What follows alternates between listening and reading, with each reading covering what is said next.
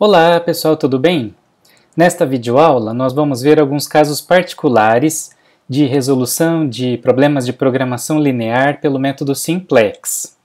Então é uma boa oportunidade para fazer uma revisão do funcionamento do método Simplex e também do método gráfico, que eu vou mostrar aqui alguns exemplos, tá bom? Na aula do método Simplex anterior, a gente viu então aqueles casos mais comportados em que o problema tinha uma única solução ótima, né? Mas lembra, pela aula do método gráfico, que tinha alguns modelos, né, que o conjunto de soluções viáveis ou era ilimitado, uma região aberta, ou então não formava uma intersecção, né, uma região de intersecção das restrições, né? Então o problema era inviável ou infactível. Então nesse caso, como que se comporta o método Simplex, né, ao resolver numericamente? Né? E como estes casos eles afetam os critérios de entrada e saída da base, né? E ainda uma última pergunta, né? Geralmente o método Simplex ele inicia a solução por uma solução viável inicial, e se a gente não encontrar de imediato essa solução inicial, será que o problema todo é inviável, né? Então, para responder essas e outras perguntas, continue ligado aí na aula.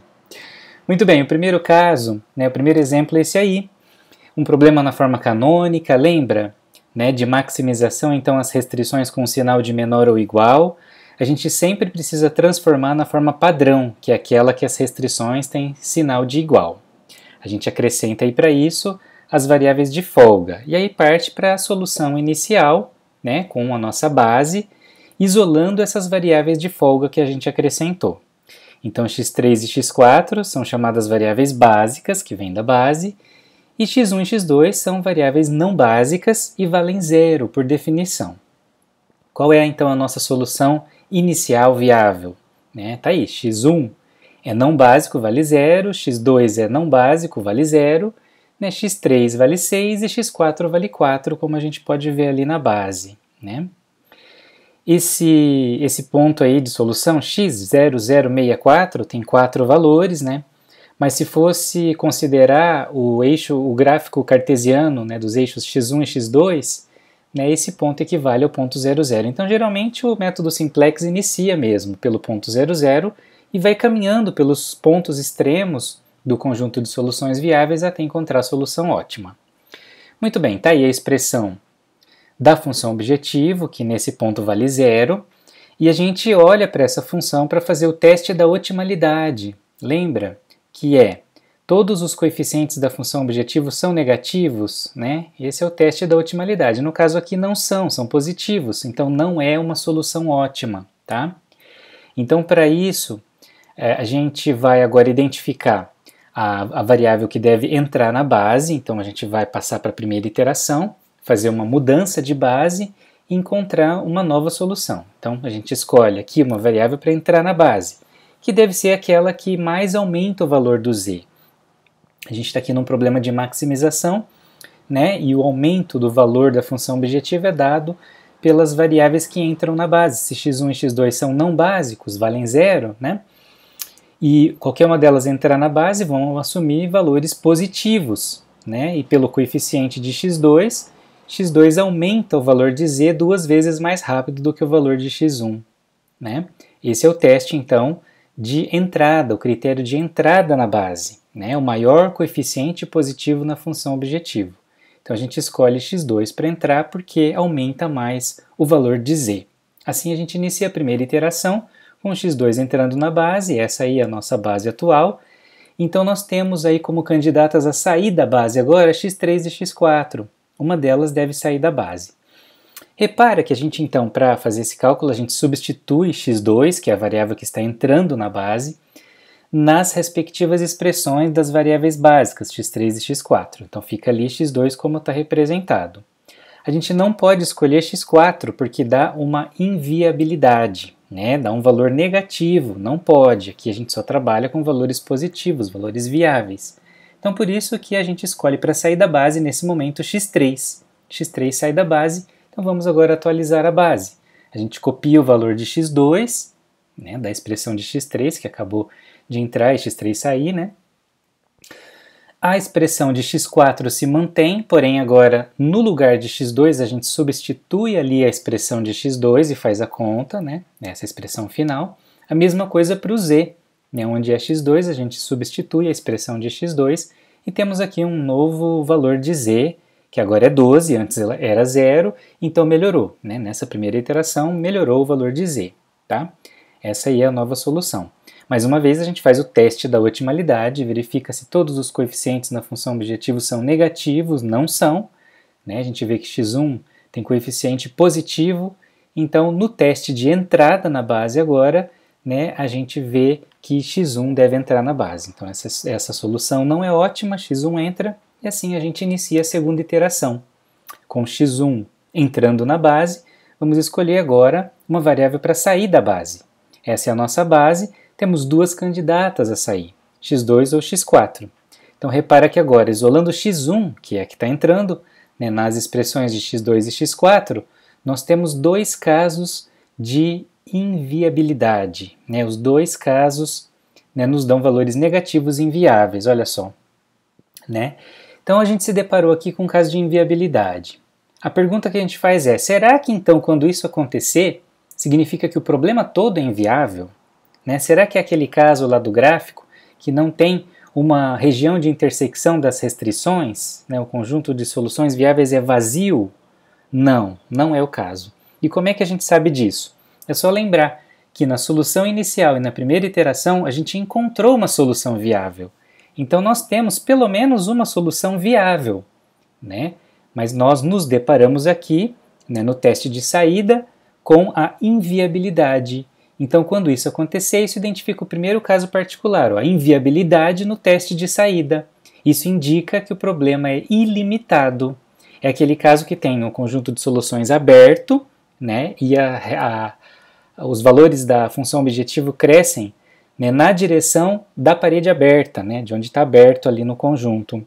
Né? Então, por isso, a solução ótima seria infinita. A gente tem algumas soluções viáveis, mas nós não conseguimos encontrar um ponto da solução ótima. Por isso o problema é ilimitado. Fica mais fácil ver no gráfico. Então aqui a gente já tem as duas restrições, tá? Esse é o conjunto de soluções viáveis, então é a região que a gente pintaria aí de intersecção de todas as restrições. Desenhamos as retas da função objetiva e verificamos que o crescimento é de acordo com essa seta vermelha. Tá vendo? Ó, justamente aí na direção da parede aberta do conjunto de soluções. Então, como que funciona o método simplex? Solução inicial é 0, 0. Na primeira iteração, nós ainda encontramos um ponto aí, né, de solução, né, viável, que é o ponto 0,6. Só que quando a gente foi calcular na segunda iteração o próximo ponto, fazer a mudança de base, a troca, escolher uma variável para entrar e outra para sair, no teste de saída a gente verificou que dava inviabilidade. Então a gente identificou algumas soluções, tem algumas soluções viáveis, mas não conseguimos identificar a solução ótima. Né? Então quando acontece isso de inviabilidade no teste de saída, né, a gente identifica que o problema é como esse aí, né? É um problema ilimitado. Este é o primeiro caso particular que a gente está vendo aqui nesta videoaula. O caso 2, então de novo, mais uma vez, a gente tem aí um modelo bonitinho. A gente não sabe de antemão, né, o que é que vai acontecer e só durante a resolução que a gente encontra alguma anomalia. Por isso, então, que a gente está vendo aqui, né, o que fazer quando encontrar alguma situação estranha, diferente. Como sempre, a gente transforma para a forma padrão. Né? É só uma observação, a gente sabe que o método simplex ele é capaz de resolver modelos com qualquer número de variáveis, só que aqui a gente está usando só exemplos com duas variáveis, para poder visualizar no gráfico, né? Fica mais fácil entender o que está acontecendo, né, com a visualização gráfica. Muito bem, solução inicial, a gente isola as variáveis de folga, temos aí a nossa base com 3 variáveis agora, então temos a nossa solução viável inicial, de novo partindo do ponto 0, 0.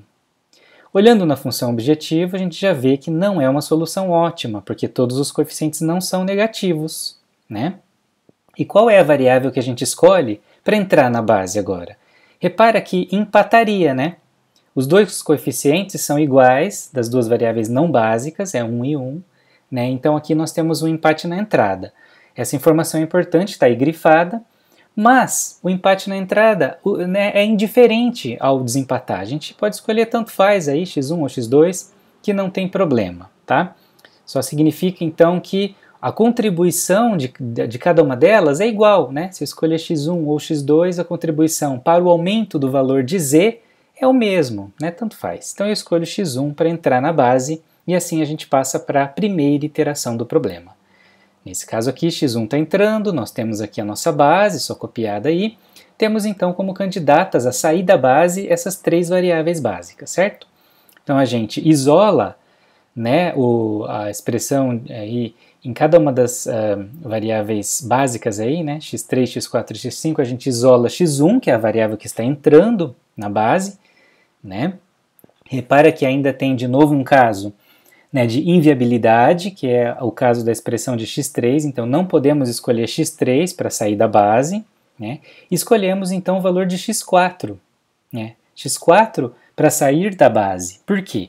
Porque é ela que nos leva a um valor de x1 menor. Né? Essa é a regra, relembrando também agora, né? É a regra de escolha da variável que vai sair da base. É a variável que leva ao menor valor de x1, a variável que está entrando. Né? Significa que a expressão de x4 é a expressão mais restrita, né? É a que mais limita o valor das variáveis, né? Da escolha da solução. Né? E é ela que deve ser escolhida para sair da base. Porque se a gente escolhe uma variável, uma expressão mais folgada, né? A gente corre o risco de atribuir valores inviáveis às variáveis. Não pode. Então, como a gente precisa respeitar todas as restrições simultaneamente, então, o critério de saída é esse aí, escolher sempre a expressão mais restrita, a que mais limita, né? O menor valor né, de x1, a variável que está entrando. Muito bem, então a gente sabe que x4 está saindo, como fica a nova base? Né? Já substituindo aí, já omiti as passagens, todos os cálculos, temos agora o valor de z igual a 2. Antes era 0, agora é 2, melhorou o valor de z, né? Aumentou. Temos a nova solução, tá aí. E de novo fazemos o teste da otimalidade olhando na função objetivo. Todos os coeficientes são negativos? Não, não são. Né? O coeficiente de x2 ainda é positivo, não é então uma solução ótima, eu escolho x2 para entrar na base. Né? x2 é a variável capaz de melhorar o valor de z. Na segunda iteração, temos x2 entrando na base, copiando a base está aí, temos então as três candidatas a sair da base e substituindo isolando o valor de x2, né, a expressão de x, em cada variável que pode sair da base, aí x1, x3 ou x5, sempre isolando né, a variável x2, que é a que está entrando na base, temos ainda dois casos de inviabilidade. Né? Então, o único caso permitido, possível aí, de escolha, é a variável x5 saindo da base. Então, por isso essa aí que é a escolhida, né? Naturalmente. Como que fica a nova base? Atualizando a base. Né? Temos ali a nova solução. Né? Repare, então, que, olhando na função objetivo, nós temos um zero, essa que é a novidade, né, na função objetivo, nós já vamos falar. Mas que, olhando nessa expressão da função objetiva, a gente já verifica que ela é ótima, né? Porque o zero, eu posso colocar qualquer sinal no zero que tanto faz. Eu poderia até escrever a expressão ali com menos 0 x4. Né? Aí ficaria né, todos os coeficientes negativos na função objetivo. Então a gente já verifica pelo teste da otimalidade que esta solução é ótima. Tá? Mas o que é que acontece então com esse coeficiente zero aí? Né? Qual é a decorrência disso? Né? Então a gente já vê a regrinha aí. Quando essa variável né, tiver coeficiente zero na função objetiva, a gente sabe que o problema tem múltiplas soluções ótimas. Por que disso? Vamos pensar também. Né? Significa que se a gente teimasse, né, a gente já chegou na solução ótima, mas tudo bem, vamos teimar e vamos escolher x4 para entrar na base. Né? x4 tem coeficiente zero, não é capaz de melhorar o valor da função objetivo. Não vai aumentar o valor do z. Né? Mas a gente pode escolher x4 para entrar na base. Né? O que é que aconteceria? A gente teria uma nova solução, novos valores para x, só que com o mesmo valor de z. Né? Já que x4, ao entrar na base, não consegue melhorar o valor de z, então vai manter z igual a 4, que já era ótima. Então a gente vai ter um novo conjunto de valores para x, ou seja, uma nova solução x, só que com o mesmo valor de z. Isso caracteriza, então, múltiplas soluções ótimas, certo? Vamos ver no gráfico que sempre fica mais claro, né? Tá aí, então, já desenhadas as restrições, as 3 restrições coloridas aí. Esse é o conjunto de soluções viáveis, um conjunto fechado agora, né? Composto aí pela intersecção de todas as restrições. A gente desenha as retas da função objetiva e verifica que o crescimento é nesse sentido da seta vermelha. Repara que uma das paralelas aí da função objetiva passa exatamente em cima de uma restrição, em cima da parede, né, coincide, entendeu? Né? Então essa é uma característica aí do problema de múltiplas soluções. Como que o método simplex funciona? Sempre partindo da solução inicial igual a zero, tá vendo? Então ele parte desse ponto. Na primeira iteração ele encontrou mais uma solução viável, né, que é o ponto 2, 0. E na segunda iteração, ele encontrou já a solução ótima, né, que é esse ponto aí, 10 terços, 2 terços, certo? Então, como eu disse, se a gente teimasse, escolhesse o x4 como mais uma iteração, né, a gente conseguiria encontrar mais um ponto de solução ótima, que é aquele próximo marcado ali. E todos os pontos, as combinações de x, as infinitas combinações de x com valores fracionários, em cima desse segmento de reta vermelho, né, dá valores da função objetivo, né, iguais, z igual a 4, sempre. Então essa é a característica, né, de múltiplas soluções. Tá? Então vimos mais um caso particular. Quando a gente se depara com um coeficiente zero na função objetivo, isso significa que o problema tem múltiplas soluções ótimas. Vamos para o último caso, caso 3. De novo, um modelo bonitinho, comportadinho aí, sem a gente saber o que é que vai acontecer. Geralmente é assim, a gente nunca sabe o que vai acontecer no futuro, né? Passamos para a forma padrão, encontramos lá a solução inicial por meio da base que a gente define, né? Então essa é a solução inicial, ponto 0, 0. Olhamos na função objetivo, verificamos que não é ótima, né? E escolhemos a variável com maior coeficiente positivo, no caso x2, para entrar na base, né, porque ela aumenta mais o valor de z. Muito bem, passamos para a primeira iteração. A gente sabe que x2 entra na base, as candidatas a sair são x3 ou x4, a gente isola, né, a variável x2 nas expressões de x3 e de x4, e aí nos deparamos com uma situação diferente. O que é que está acontecendo aí? Um empate na saída, né? Lembra que aqui o critério de escolher a variável para sair da base era aquela variável que leva ao menor valor da variável que está entrando, o menor valor de x2, como aqui empatou, né? A gente se deparou aí com uma situação diferente. Então isso é característico, ó, empate no teste de saída de um problema com solução ótima degenerada. E o que é que significa isso? Vamos à definição.